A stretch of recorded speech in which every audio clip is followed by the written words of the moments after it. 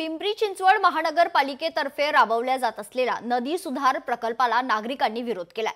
या प्रकल्पामुळे शहरातील जैवविविधता नष्ट होणार आल्याने खरं तर कुणीही मागणी केलेली नसताना हा प्रकल्प विनाकारण लादल्या जात असल्याचं देखील नागरिकांचं म्हणणं आहे। पिंपरी शहरातून पवना, इंद्रायणी आणि मुळा या 3 नद्या वाहतात। या नद्यांचं संवर्धन आणि सुशोभीकरण करण्यासाठी पिंपरी महानगरपालिकेने तब्बल 2000 कोटींहून अधिक खर्चाचा प्रकल्प राबवायचं ठरवलंय। दरम्यान या प्रकल्पाला नागरिकांनी मोठ्या प्रमाणावर विरोध केलाय।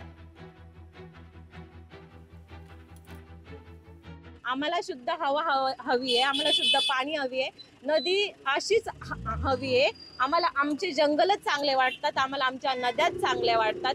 तुम्हाला हे आमचे पैसे असे वेस्ट करण्याची काही गरज नाही। सांडपाणी शुद्धीकरणावर भर द्या, शुद्ध हवा शुद्ध पाणी यावर भर द्या। आरएफबी थांबलाच पाहिजे। आज हा प्रोजेक्ट राबवताना जे कन्सल्टंट आहेत, या कन्सल्टंटने कोणत्याही प्रकारचं तिथे एनओसीज दाखवाव्यात की या शहरामध्ये या प्रोजेक्ट नंतर पूर पातळीमध्ये कोणता बदल होणार आहे हे त्यांनी दाखवावं।